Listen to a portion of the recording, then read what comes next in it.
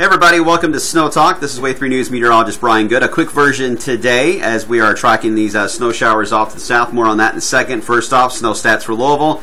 We need any snow out of this, so our stats have not changed here in town.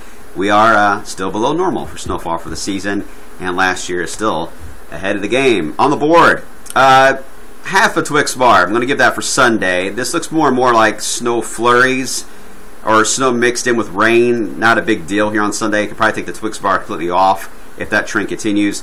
The 23rd, we'll go into that, and then I'll briefly at least mention what's going to happen after the 23rd system. But today, the big story has been the snow to the south. Caused a lot of wrecks on 65 through E-Town, the Bluegrass Parkway, and the Western Kentucky Parkway.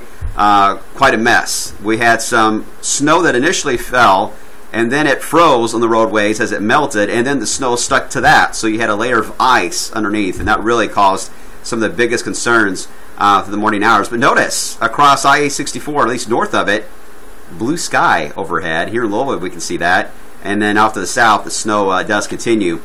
So far, the highest snow report we've had within our viewing area has been 1.5 inches, and that was in Breckenridge County.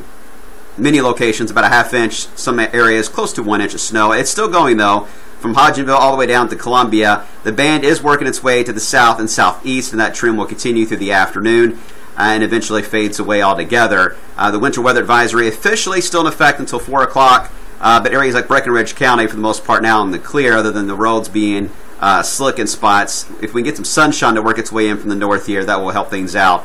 But the snow machine will begin to shut off here in the next few hours. But still, use some caution if you're out and about.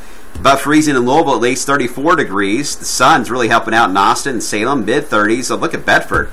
Rarely is Bedford the warm spot, but it is now, 37. And E-Town down to Campbellsville, you see the problem there. It's below freezing at 30. Models do take that out of here. Now tonight, you see the fog that does develop. The cloud cover thickens back up. We're going to talk about that in a second, because that is going to be a concern we are watching for Friday morning. And then depending on how quickly that goes away determines our high tomorrow. If it lingers too long, we're going to stay stuck in the 30s. If we can get it to break up enough, we can get some sunshine and climb into the 40s. And it's all going to be dependent on how things go in the morning hours. And then we'll get into the warming trend on Saturday. This is through noon Saturday. About noon Saturday, we're already approaching 50. So still on track for a nice looking day for Saturday at least. The oscillations, look at the euro. Continues its tank downward. You want it to go in the negative to get that cold air lodged loose from the Arctic and be on the move into southern Canada, and signs are there that that is going to happen as we get toward the end of the month. And the NAO to allow some good blocking, stronger storm systems, the cold air that can lock in for a period of time. Yeah, that continues its trend too into negative. So all the signs are pointing in the direction of the cold air on the move, and it wants to stay wherever it goes. Where it goes is going to be highly dependent on the PNA, and it's fluctuating around neutral, slightly negative, and we can still get some cold shots. When you go into negative territory, your cold shots come in more from, say, Pennsylvania. They come in backwards into Kentucky. When you get into a negative PNA, you get a positive PNA, you get just a full-blown trough in the eastern part of the country. So that part still has to be figured out, how it's going to get to us, but we still see the idea anyway that the cold Arctic area is at least going to be much more of a player as we head into the end of the month and the beginning of February. Now this is going back to Friday morning. I mentioned that fog. This is the NAM model. We call this the sounding. Here's the ground, and here is the air aloft. And notice right here at the bottom, anytime you see these lines far apart, here's your moisture line, here's your temperature line. When you see them far apart, that's dry air. Look how close they are. I mean, right on top of each other in the lowest 1,200 feet of the atmosphere. Ryan Hoke and I were discussing this, looking over the data, and it looks to us anyway that this could be a freezing drizzle scenario that could develop Friday morning right around, say, 8 or 9 o'clock. Something we're watching. We've got a chance in the forecast. Could be a flurry in some areas, but based on the thermals, this could be more of a freezing drizzle scenario. But it does bear watching for Friday morning. We're going to make a final call on that at news time today, so make sure to watch that.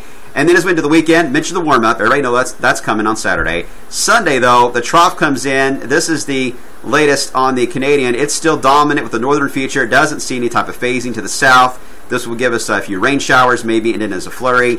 GFS just came in. A little more deeper with this trough on Sunday. It still looks like falling temperatures into the 30s by the afternoon. Still looks to be a rain scenario changing to snow because the warm layer is pretty thick from Saturday.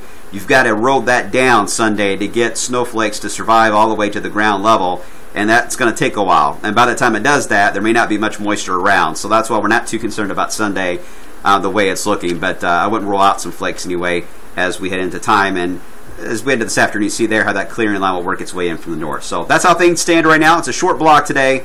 But we'll keep an eye on tomorrow morning. We'll keep an eye on the snow this afternoon. We'll keep an eye on Friday morning.